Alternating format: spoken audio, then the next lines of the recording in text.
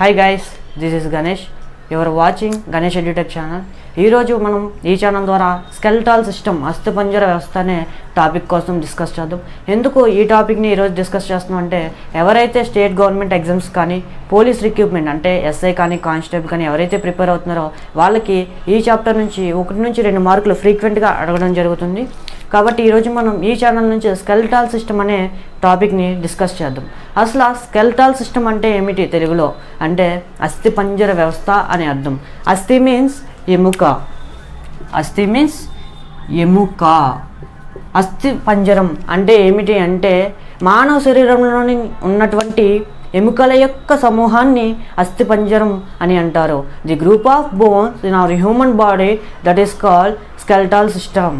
ఈ స్కెల్టల్ సిస్టమ్ని 2 types classify చేశారు. అవి ఏంటంటే ఎక్సోస్కెల్టల్ సిస్టమ్ ఆర్ సెకండ్ వన్ వచ్చేటప్పటికి ఎండోస్కెల్టల్ సిస్టమ్. ఈ స్కెల్టల్ సిస్టమ్ని ఎలా క్లాసిఫై చేశారో తెలుసుకునే ముందు దీని యొక్క బెనిఫిట్స్ అంటే దీని యొక్క విధులు ఏమిటి, ఫంక్షన్స్ అంటే ఇది మెకానికల్ సపోర్ట్ని ఇస్తుంది, అంటే ఒక మనిషికి యాంత్రికంగా సపోర్ట్ని అయితే ఇస్తుంది. అలాగే మూమెంట్ ఫెసిలిటేషన్, ఒక మనిషి ఒక ప్లేస్ నుంచి వేరే ప్లేస్కి వెళ్ళడానికి ఈ స్కెల్టల్ సిస్టమ్ దోహదపడుతుంది. అంతేకాకుండా మన బాడీలో ఉన్నటువంటి మినరల్స్ని స్టోర్ చేస్తుంది. బ్లడ్ ఫార్మేషన్ కూడా ఇది ఉపయోగపడుతుంది. ఓకే, ఇప్పుడు next going to topic types of skeletal system. Types of skeleton system. ఈ స్కెల్టన్ సిస్టమ్ని 2 టైప్స్ క్లాసిఫై చేశారు. అక్కడికి ఒకటి పెట్టి ఈ స్కెల్టన్ సిస్టమ్ని 2 టైప్స్ క్లాసిఫై చేశారు. ఆ 2 టైప్స్ ఏంటంటే number 1 exoskeleton system. Exoskeletal system. Exoskeletal system means బాహ్య అస్థిపంజర వ్యవస్థ. బాహ్య అస్థిపంజర వ్యవస్థ. బాహ్య అస్థిపంజర వ్యవస్థ అంటే ఏంటంటే ఒక సాఫ్ట్ బాడీ ఉంటుంది. ఆ సాఫ్ట్ బాడీని గట్టి అంటే ఒక కర్పరంతో కప్పబడి ఉంటుంది. దాన్ని ఎక్సోస్కెల్టల్ సిస్టమ్ అంటాము. దీనికి బెస్ట్ ఎగ్జాంపుల్ ఏంటంటే మొలస్కా. ఈ మొలస్కా అనేది ఒక కింగ్డమ్, యానిమల్ కింగ్డమ్. అంటే యానిమల్స్ని మనం వెన్నెముక ఉన్నవి, వెన్నెముక లేనివి అని చెప్పి క్లాసిఫై చేస్తారు. అలా క్లాసిఫై చేసినప్పుడు వెన్నెముకలు లేనటువంటి జీవుల సామ్రాజ్యంలోది ఈ మొలస్కా ఒకటి. ఈ మొలస్కా అనేది ఏంటంటే సాఫ్ట్ బాడీ ఉంటుంది. ఈ సాఫ్ట్ బాడీని కప్పుతూ ఒక సెల్ ఉంటుంది, గట్టిగా ఉండేటువంటి పొర ఒక సెల్ ఉంటుంది. దాన్నే మొలస్కా అంటారు. ఈ మొలస్కాకి బెస్ట్ ఎగ్జాంపుల్ ఏంటంటే స్నేల్, నత్త. సెకండ్ ఎగ్జాంపుల్ ఏంటంటే పిక్టోడా వల్గారిస్. ఈ పిక్టోడా వల్గారిస్ అనేది ఏంటంటే పెరల్స్ అంటే ముత్యాలని ప్రొడ్యూస్ చేస్తుంది. పిక్టోడా వల్గారిస్ మీన్స్ ప్రొడ్యూస్ పెరల్స్. ఈ మొలస్కాలో గట్టిగా ఉండడానికి ఉన్నటువంటి ఎలిమెంట్ ఏంటంటే కాల్షియం కార్బోనేట్. ఎప్పుడైనా సరే మనం గుర్తుపెట్టుకోవాల్సింది ఏంటంటే కాల్షియం ఇండికేట్స్ టఫ్నెస్. ఎక్కడైనా గట్టిగా ఉంది అంటే అక్కడ ఖచ్చితంగా ఈ కాల్షియం అనే ఎలిమెంట్ ఉంటుంది. Calcium indicates toughness. ఈ ఎక్సోస్కెల్టల్ సిస్టమ్కి సెకండ్ ఎగ్జాంపుల్ ఏంటంటే కోరల్స్. ఈ కోరల్స్ అంటే ఏమిటి అంటే ఇవి ఎక్కువ ఉష్ణమండల సముద్ర తీరంలోనే ఎక్కువ పెరుగుతాయి. చాలా ఎగ్జామ్స్లో కూడా అడగడం జరిగింది. కోరల్స్ అనేవి ఎక్కడ పెరుగుతాయని అడగడం జరిగింది. ఈ కోరల్స్ అనేవి ఎక్కడ పెరుగుతాయి అంటే ఉష్ణమండల సముద్ర తీరంలోనే మాత్రమే పెరుగుతాయి. ఈ కోరల్స్ని తెలుగులో ప్రవాలాలు అంటారు. వరల్డ్లోనే అతిపెద్ద ప్రవాల దీవి ఎక్కడుంది అంటే గ్రేట్ బ్యారియర్ రీఫ్. అది ఆస్ట్రేలియాలో ఉంది. Great barrier reef world largest coral reef. Great barrier reef ఇది ఆస్ట్రేలియాలో ఉంది. ఈ కోరల్ రీఫ్లు అన్నది కూడా గట్టిగా ఉంది. అంటే ఇక్కడ ఏముంటుంది, కాల్షియం కార్బోనేట్ అనే ఎలిమెంట్ ఇక్కడ ఉంటుంది. సో ఇది basic information of exoskeleton system. Now going to second classify system. Skeletal సిస్టంలోని సెకండ్ టాపిక్ అంటే క్లాసిఫికేషన్ని ఎక్సోస్కెల్టన్ సిస్టమ్ అని చేశారు. సెకండ్ వచ్చేటప్పటికి ఎండోస్కెల్టల్ సిస్టమ్. ఈ ఎండోస్కెల్టల్ సిస్టమ్కి బెస్ట్ ఎగ్జాంపుల్ హ్యూమన్స్, మానవుడు. ఈ మానవుడి అంటే ఏంటంటే ఎండోస్కెలటల్ సిస్టమ్ అంటే అంతర అస్థిపంజర వ్యవస్థ. అంతర అస్థిపంజర వ్యవస్థ. ఈ అంతర అస్థిపంజర వ్యవస్థకి బెస్ట్ ఎగ్జాంపుల్ ఎవరంటే మానవుడు. ఈ మానవుడి యొక్క శరీరంలో ఉన్నటువంటి బోన్స్ 2 టైప్స్. ఒకటి సాఫ్ట్ బోను, 2 హార్డ్ బోను. ఏంటి మానవుడి యొక్క శరీరంలో ఉన్నటువంటి బోన్స్ 2 టైప్స్ ఉంటాయి. అవి ఏంటంటే ఒకటి సాఫ్ట్ బోన్. ఈ సాఫ్ట్ బోన్ని మృదులాస్థి అంటారు తెలుగులో. ఈ సాఫ్ట్ బోన్ని మృదులాస్థి అంటారు. అలాగే దీనికి ఇంకో పేరు ఏంటంటే కార్టిలేట్స్ ఆర్ గ్రిజిల్ అని కూడా అంటారు. కార్టిలేట్స్ ఆర్ గ్రిజిల్ అని కూడా దీనిని అంటారు. ఈ సాఫ్ట్ బోన్ గురించి స్టడీ చేయడాన్ని కాండ్రాలజీ అంటే study of soft bone chondrology. మనం ఎప్పుడైనా సరే గుర్తుపెట్టుకోవాలి, కాండ్రా అనే మీనింగ్ వచ్చిందంటే అది మృదులాస్థికి సంబంధించి ఉంటుంది. So chondrology means study of soft bone. ఈ మన నేచర్లో ఉన్నటువంటి ఏ అట్మాస్ఫియర్ అంటే ఎటువంటి బాడీ తీసుకున్నా సరే గ్రూప్ ఆఫ్ మాలిక్యూల్స్ అంటే కొన్ని కణాల చేత నిర్మించబడి ఉంటుంది. అలాగే మృదులాస్థి కూడా కొన్ని కణాలతో నిర్మించబడి ఉంది. దీంట్లో ఉన్న కణాలు ఏంటంటే కాండ్రోసైట్స్.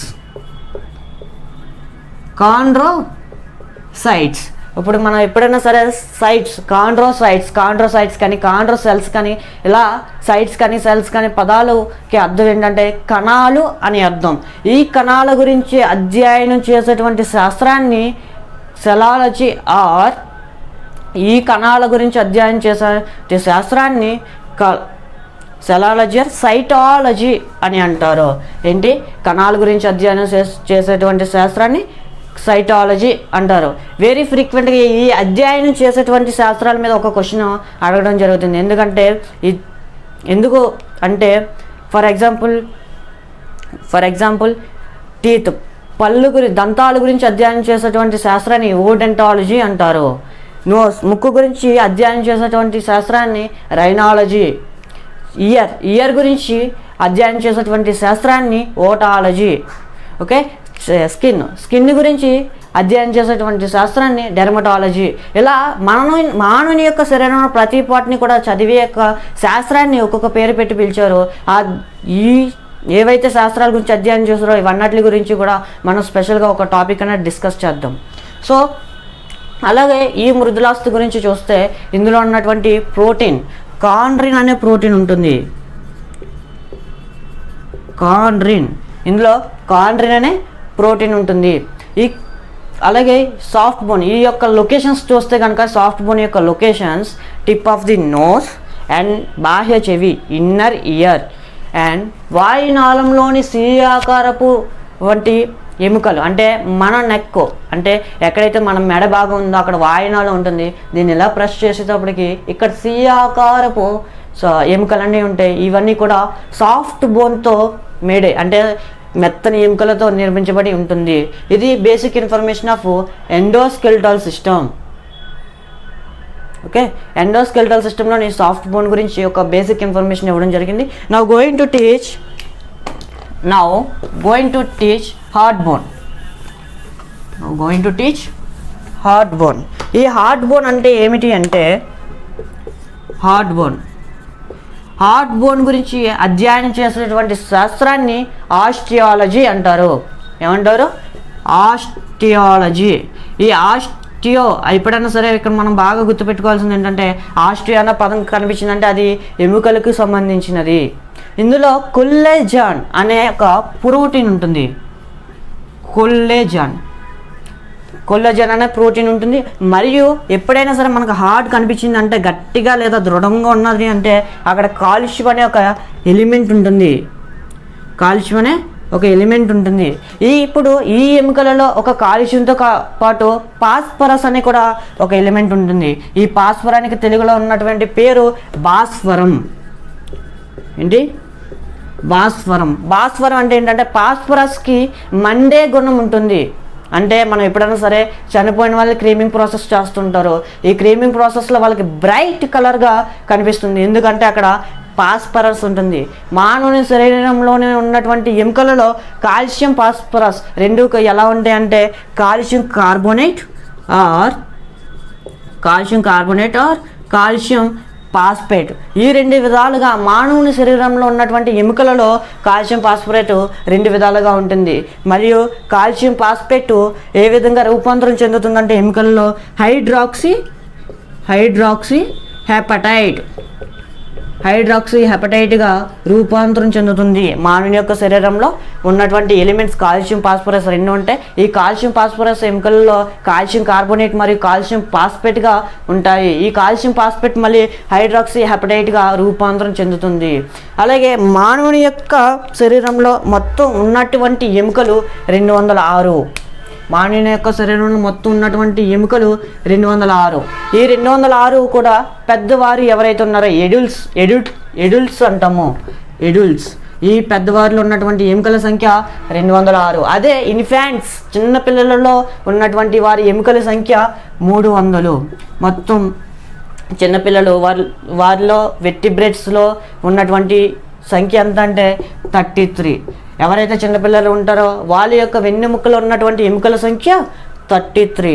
అలాగే ఈ పెద్దవారిలో ఉన్నటువంటి 206 ఎముకల్ని కూడా 2 టైప్స్గా క్లాసిఫై చేశారు. ఏమిటి అంటే axial bones or appendicular bones. Second one appendicular bones. ఈ యాక్సియల్ బోన్స్ మానవుని యొక్క శరీరంలో ఉన్నటువంటి 206 ఎముకల్లో యాక్సియల్ బోన్స్ 80 బోన్స్. 80 ఎముకలు యాక్సియల్ బోన్స్ ఉంటాయి. అలాగే 126 ఎముకలు అపెండిక్యులర్ బోన్స్ ఉంటాయి. ఈ యాక్సియల్ బోన్స్ అంటే ఏంటి ఒకసారి చూద్దాం. యాక్సియల్ బోన్స్ వచ్చేటప్పటికి ఫేస్, సెకండ్ వన్ క్రానియం, దీన్నే కపాలం అంటారు. Third one ear, fourth one thoracic bones, fifth one vertebrates, sixth one hyoid. ఇప్పుడు ఫేస్లో అంటే ఇక్కడ చెప్పుకున్న యాక్సియల్ బోన్స్ అంటే ఏ పార్ట్ వస్తాయి అంటే ఫేస్ వస్తుంది. ఫేస్తో పాటు క్రానియం, కపాలం, ఇయర్, చెవి అండ్ థోరాసిక్. ఈ మన నెక్క కింద నుంచి కాలు స్టార్టింగ్ వరకు ఎక్కడైతే ఉంటాయో అక్కడ వరకు కూడా థోరాసిక్, వెర్టిబ్రేట్స్ అంటే వెన్నెముక, హోయాయిడ్, ఇలా కొన్ని పార్ట్స్ ఉన్నాయి. ఈ పార్ట్స్లో ఎన్ని ఎముకలు ఉన్నాయి వాటి యొక్క స్ట్రక్చర్తో కూడా ఇప్పుడు చూద్దాము. స్ట్రక్చర్ వేసుకుని స్ట్రక్చర్తో పాటు ఎన్ని ఎముకలు ఉంటాయి అన్నది కూడా ఒకసారి చూద్దాము. ఈ ఫేస్లో మొత్తం హెడ్ రీజియన్, ఇదంతా ఫేసు మొత్తం అంతా కూడా హెడ్ రీజియన్. ఈ హెడ్ రీజియన్లో మొత్తం 29 ఎముకలు ఉంటాయి. టోటల్ తల టోటల్ హెడ్లో 29 బోన్స్ ఉంటాయి. అందులో ఫేసు 14 బోన్స్ అండ్ క్రానియం కపాలం అంటాం దీన్నే 8 ఎముకలు. ఇయర్ మానవునికి 2 ఎముకలు ఉంటాయి. ఒక్కొక్క ఎముక మానవునికి 2 చెవులు ఉంటాయి. మానవునికి 2 చెవులు ఉంటాయి. ఒక్కొక్క చెవికి 3 ఎముకలు. కాబట్టి మొత్తం మానవుని చెవులో ఉన్నటువంటి ఎముకలు ఎన్ని అంటే 3. అది 2 చెవులకి కలిపి 6. 3 + 3 6. థోరాసిక్ బోన్స్ అంటే ఇక్కడ నుంచి ఇక్కడ వరకు ఉన్న దాన్ని థోరాసిక్ బోన్స్ అంటాం. ఇక్కడ మొత్తం 25 బోన్స్ ఉంటే 12 రిబ్స్ ఉంటే ఒక స్టర్నమ్ ఉంటుంది. వెర్టిబ్రేట్స్ వెన్నెముక 26 ఎముకలు ఉంటాయి. అదే చిన్నపిల్లల్లో చూసుకుంటే మనకి 33 ఎముకలు ఉంటాయి. హోయాయిడ్ 1. దీని యొక్క స్ట్రక్చర్ చూద్దాం ఒకసారి. ఫేస్లో మొత్తం 14 ఎముకలు ఉంటాయి. ఈ ఇయర్లో మొత్తం ఇటు సైడ్ 3 అండ్ ఇటు సైడ్ 3. అంటే మన చెవి చూస్తే కనుక ఇయర్ 3 భాగాలు, అంటే బాహ్య చెవి, మధ్య చెవి, అంతర చెవి, inner year, middle ear, endo year, ఇలా 3 చెవులు ఉంటాయి. ఈ 3 చెవులలో మధ్య చెవిలో మొత్తం ఒక్కో చెవిలో 3 ఎముకలు ఉంటాయి. అవి ఏమిటి అంటే ఒకటి malleus, second one incus, third one stapes. ఈ స్టెపిస్ అన్నది చాలా ఇంపార్టెంట్. ఎందుకంటే మానవ శరీరంలో అతి చిన్న ఎముక మరియు అతి మృదువైన ఎముక ఏంటంటే stapes S for small. So ఇకపోతే క్రానియం కపాలం. ఈ కపాలంలో 8 ఎముకలు ఉంటాయి. ఈ 8 ఎముక అసలు క్రానియం కపాలం ఏం చేస్తుందంటే మన బ్రెయిన్ ఏదైతే ఉందో దాన్ని ప్రొటెక్ట్ చేస్తుంది క్రానియం. దీన్నే కపాలం అంటారు. Study of cranium craniology. అలాగే ఇక చూస్తే థోరాసిక్ మొత్తం 24 రిప్స్ ఉంటాయి. అంటే 12 pairs ఆఫ్ రిప్స్ ఉంటాయి.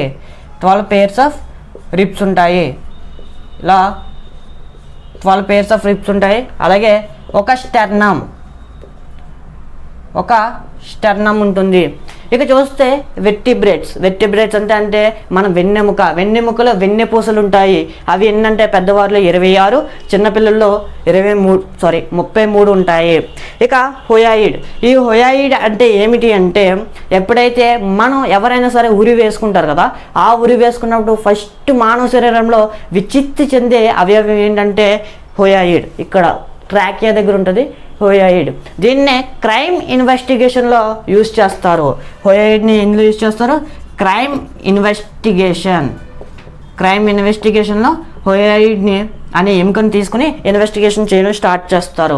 ఇది basic information for axial bones. Total మొత్తం 80 ఎముకలు ఉంటాయి యాక్సియల్ బోన్స్. సో ఓకేనా, ఇప్పుడు వరకు మనం యాక్సియల్ బోన్స్ గురించి తెలుసుకున్నాం. ఇప్పుడు మనం ఎపెండిక్యులర్ బోన్స్. ఈ మొత్తం ఎపెండిక్యులర్ బోన్స్ 126 బోన్స్ ఉంటాయి. ఎపెండిక్యులర్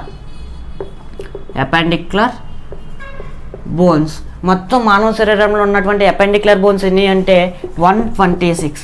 ఆల్రెడీ మనం యాక్సియల్ బోన్స్ చూసుకున్నాం. యాక్సియల్ బోన్స్ అంటే ఏంటంటే వితౌట్ లెగ్స్, హ్యాండ్స్, కాళ్ళు చేతులు లేకుండా ఉన్నటువంటి బాడీని లో ఉన్నటువంటి ఎముకలని యాక్సియల్ బోన్స్ అనుకున్నాం. ఇప్పుడు ఏవైతే మన హ్యాండ్స్, లెగ్స్లో ఉన్నటువంటి ఎముకల్ని ఎపెండిక్యులర్ బోన్స్ అంటారు. ఈ ఒక్కొక్క మానవునికి 2 చేతులు ఉంటాయి. ఈ ఒక్కొక్క చేతికి కూడా 30 బోన్స్, ఒక్కొక్క చేతిలోని కూడా 30 బోన్స్ ఉంటాయి. ఈ 30 బోన్స్ ఏంటి అంటే ఒక స్ట్రక్చర్ వేసుకున్నప్పుడు చూద్దాం. అంటే మానవుని యొక్క ఎముకలు అంటే చేతికి ఉన్నటువంటి ఎముకలు ఎన్ని? మొత్తం 60. అవి ఏమిటి అంటే పెక్టోరల్ బోన్స్ అనేవి 2 pairs ఉంటాయి. అంటే భుజవలయం. పెక్టోరల్ బోన్స్ అనేవి 2 pairs అంటే మొత్తం 4 ఎముకలు ఉంటాయి. పెక్టోరల్ బోన్స్ 2 pairs ఉంటాయి. ఇక చూసుకుంటే హ్యాండ్ డిస్ట్రిబ్యూషన్ వచ్చేటప్పటికి ఆర్మ్ అంటే మోచేయి నుంచి భుజవలయం వరకు ఉన్నటువంటి ఎముకను హ్యూమరస్ అంటారు. హ్యూమరస్. మోచేయి నుంచి వ్రిస్ట్ అంటే కార్పల్. ఈ కార్పల్ వరకు ఉన్నటువంటి ఎముకలు 2 ఎముకలు ఉంటాయి. 4 armలో మొత్తం 2 ఎముకలు ఉంటాయి. ఈ 2 ఎముకలు ఏమిటంటే రేడియస్ ఉల్నా అనే 2 ఎముకలు ఉంటాయి. అలాగే మన వ్రిస్ట్, దీన్నే కార్పల్ అంటారు. ఈ కార్పల్లో మొత్తం 8 ఎముకలు ఉంటాయి. అలాగే మన అరిచేతిని మనం మెటాకార్పల్ అంటారు. ఈ మెటాకార్పల్లో మొత్తం ఎముకలు 5 ఎముకలు ఉంటాయి. ఈ తర్వాత మనం వేలు ప్యాలెంజస్. ఈ ప్యాలెంజస్లో మొత్తం 14 ఎముకలు ఉంటాయి. 14 ఎముకలు ఉంటాయి. మొత్తం 14 ఎముకలు ఉంటాయి. సో ఇది హ్యాండ్ యొక్క డిస్ట్రిబ్యూషన్. సో ఇలాగే 2 hands కదా, 2 handsకి కూడా సేమ్ ఎముకలు అంటే 30 + 30 60. 30 + 30 60 బోన్స్. మన హ్యూమన్ హ్యాండ్ అంటే మానవుని యొక్క చేతులు ఉన్నటువంటి ఎముకలన్నీ 30. అలాగే లెగ్ డిస్ట్రిబ్యూషన్ కూడా చూద్దాం. ఈ లెగ్ డిస్ట్రిబ్యూషన్ ఏంటి అంటే సేమ్ మానవుని యొక్క చేతులు ఎన్నైతే ఎముకలు ఉంటాయో కాళ్ళలో కూడా సేమ్ ఎముకలు ఉంటాయి. ఎన్ని? 30 + 30 60 లెగ్స్. 30 + 30 60 బోన్స్. అవి ఏమిటి అంటే మన ముఖాల నుంచి ఈ కాలు పై భాగాన్ని ఫీమర్ అంటారు.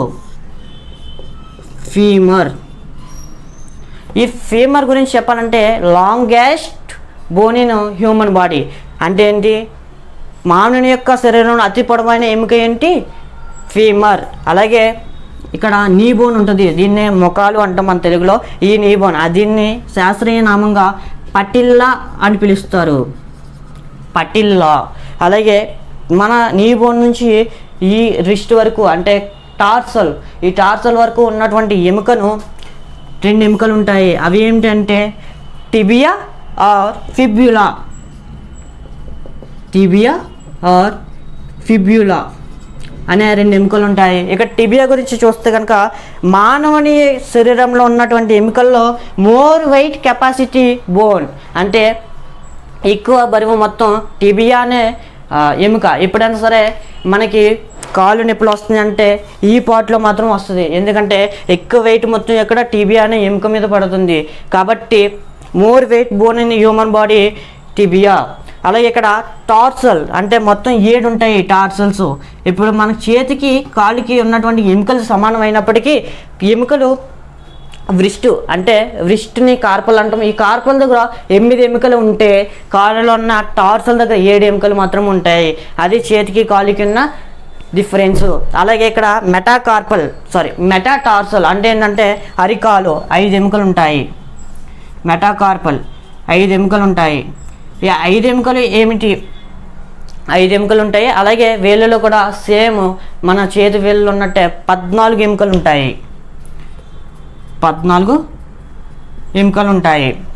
సో 2 కాళ్ళలోనూ కూడా సేమ్ ఒకే విధంగా ఎముకలు ఉంటాయి. కాబట్టి ఇటు సైడ్ ఇది ఫీమర్ అండ్ ఇక్కడ టిబియా ఫిబ్యులా అనే 2 ఎముకలు ఉంటాయి. అలాగే ఇక్కడ టార్సల్స్ ఉంటాయి 7 ఎముకలు, మెటాటార్సల్స్ 5 ఎముకలు ఉంటాయి, వేలు 14 ఎముకలు ఉంటాయి.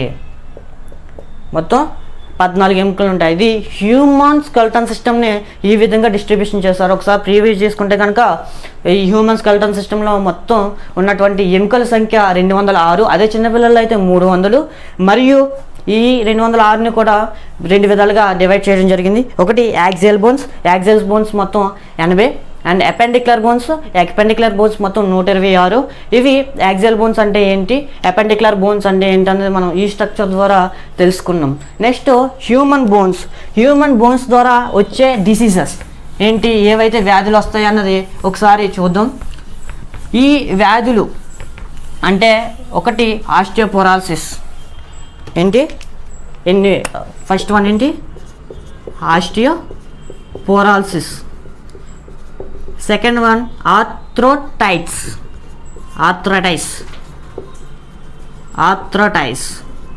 Third one tetanus. Fourth one govt.